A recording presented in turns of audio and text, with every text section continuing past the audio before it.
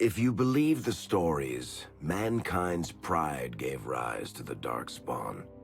Countless in number and toxic to all life, Darkspawn search endlessly for an archdemon. When they find one, Darkspawn armies surge up from their corrupt barrows beneath the ground, and a blight begins. Grey Wardens are the only warriors capable of destroying an archdemon, and history always honors the one who sacrifices all to kill the beast. In the fifth blight, the Warden was the hero of Ferelden. An elf raised in the Denerim's close-knit, impoverished alienage. The unlikely hero joined in a fight for elven rights, drawing the wrath of Denerim's nobility. Duncan, a Grey Warden, pressed the young elf into the Warden's service to escape. The allied Ferelden and Grey Warden forces met in Ostagar, where King Kaelin's armies and a host of Wardens gathered, ready to destroy the Darkspawn. But valor turned to despair as Loghain betrayed his king. Kaelin's forces were slaughtered, and the South was lost.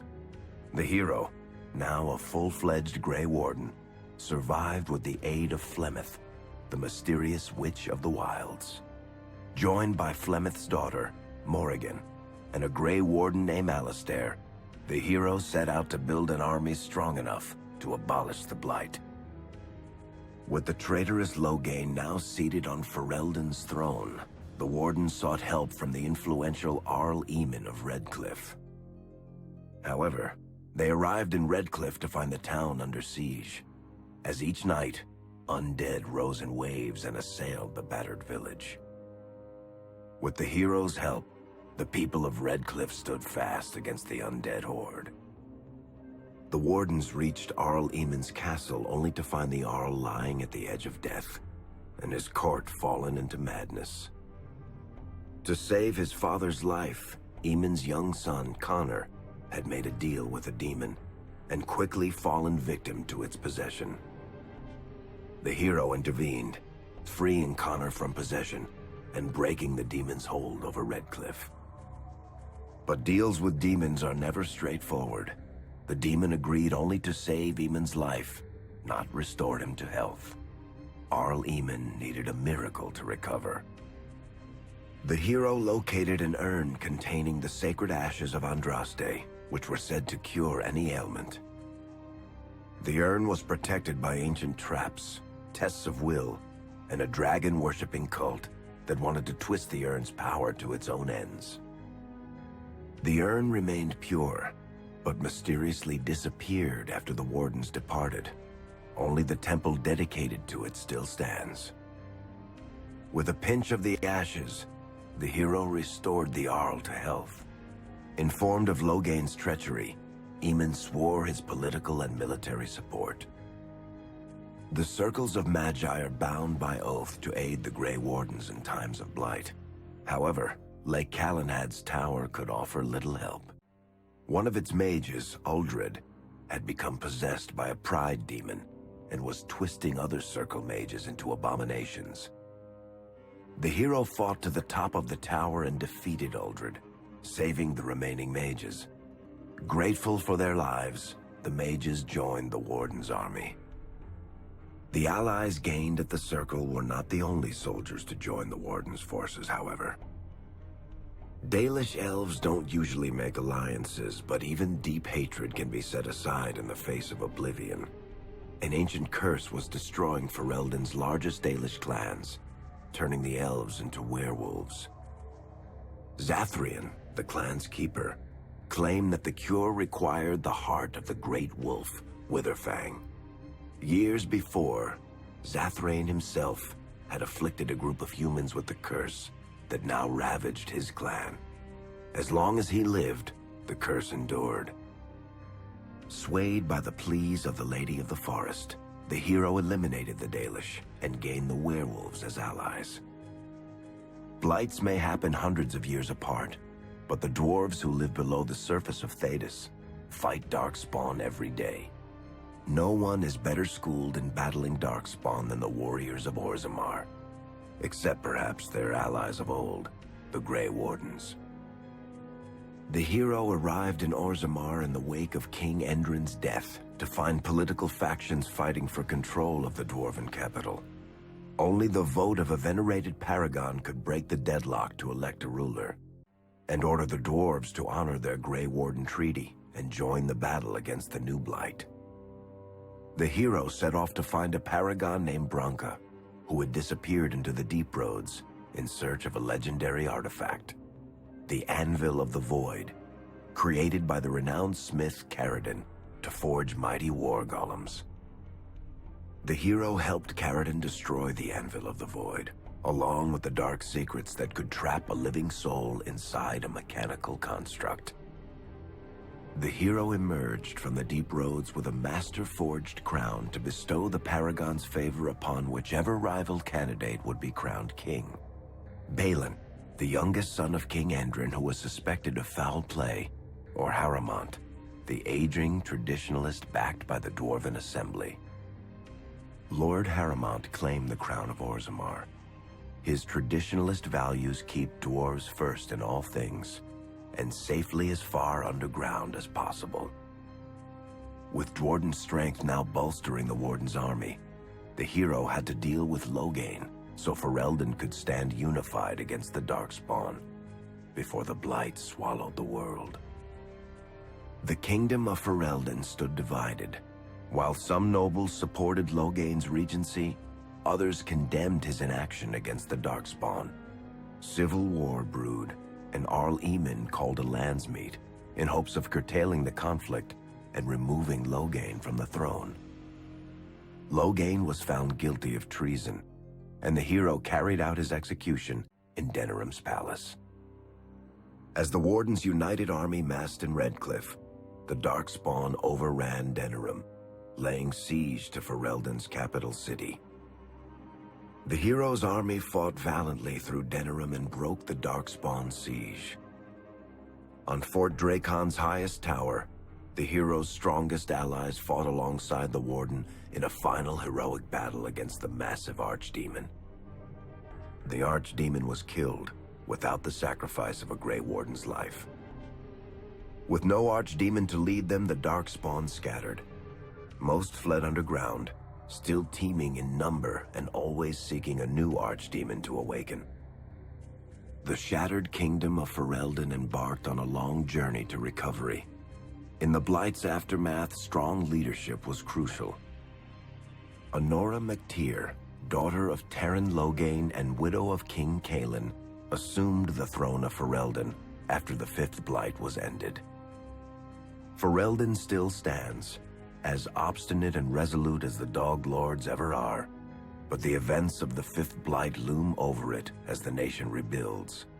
For people across Thedas, legends of the hero of Ferelden remain the nation's brightest beacons of hope during its darkest times. It all began in Kirkwall, the fall of Knight Commander Meredith, the Kunari Uprising, and of course, the Chantry's destruction and the onset of Mage Rebellion. One person always stood amidst the swirling chaos: Hawke, the champion of Kirkwall. The Hawke family fled Lothering, refugees from the Blight. Leandra, mother of the champion, and siblings Bethany and Carver, hoped to find refuge at her family's estate in Kirkwall, far to the north.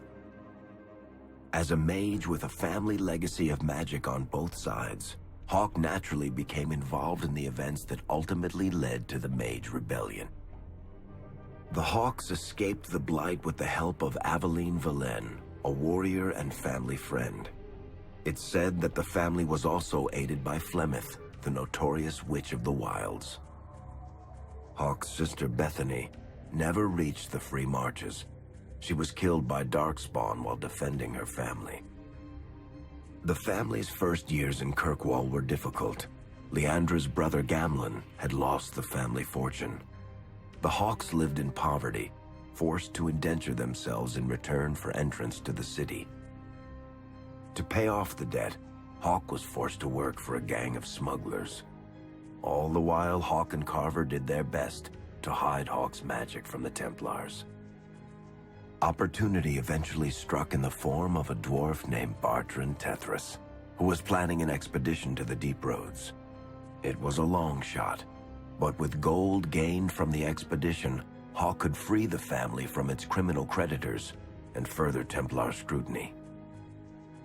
Hawk met a rogue Grey Warden named Anders, who possessed detailed maps of the deep roads. These maps were Carver joined Hawk on the expedition. The siblings found ancient dwarven treasure and a statuette formed from a strange red lyrium. Carver fell victim to the blight that suffuses the deep roads, but Anders led him to a group of Grey Wardens who were able to save his life. The gold Hawk recovered from the deep roads brought back Leandra's stately childhood home in Hightown. The Hawks had barely settled into their new home when Leandra was murdered, a deeply sinister and twisted killing. Hawk hunted down Quentin, the blood mage responsible, but could not prevent Leandra's death. Leandra's tragic death was part of a critical problem facing Kirkwall: rising tension between the city's mages, who felt increasingly oppressed, and Templars, who grew increasingly suspicious of their activities. Adding to the strain, a large contingent of Kunari had also established themselves in Kirkwall, much to the growing discomfort of the city's rulers. After their dreadnought was shipwrecked many years before, a group of stranded Kunari were allowed to remain in a cordoned-off area in Lowtown. As time passed, the Kunari made no effort to return home, and offered no explanation about why they remained. Tensions rose to a breaking point. Revered Mother Patrice, convinced the Kunari were a threat to the Chantry's faith, incited violence between the Kunari and the Kirkwall populace. Hawk knew that Patrice would bring about unnecessary conflict. Though the champion tried to stop her, Patrice orchestrated the murder of Seamus Dumar, a Viscount's son and a recent convert to the Qun. When her crime was discovered, a Kunari assassin killed her. After Seamus was murdered, the Arishok of the Kunari group lost patience with the humans of Kirkwall.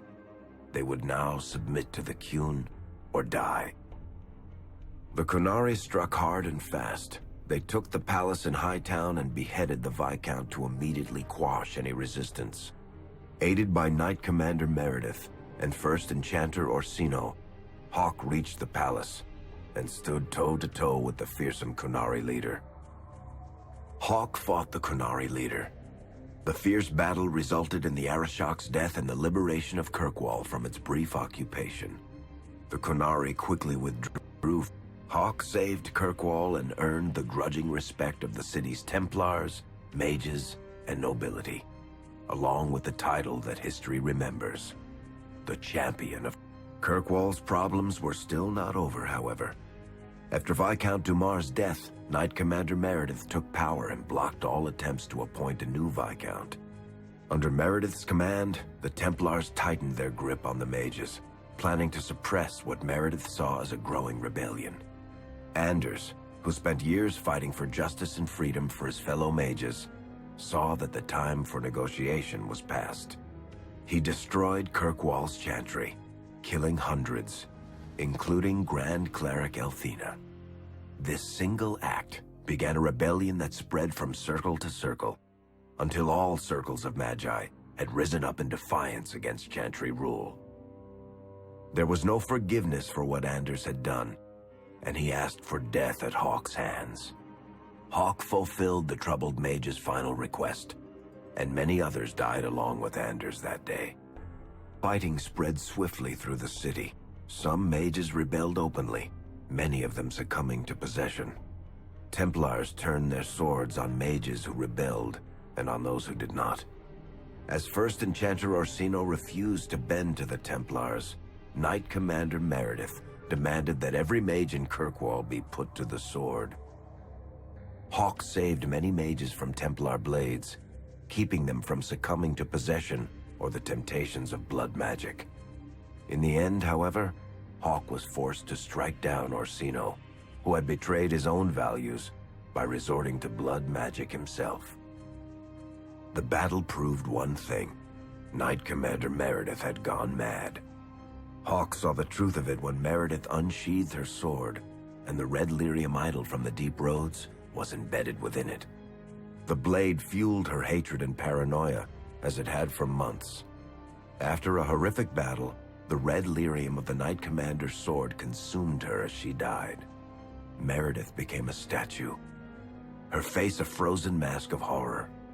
Little is known of the champion since that final battle. However, Hawke's story lives on in legend and song. Memories of the indelible changes the champion of Kirkwall brought to the face of Thedas. The Mage Rebellion in Kirkwall was felt throughout Thedas, the news spreading like wildfire. The Templars clamped down in response, but each new restriction only made things worse.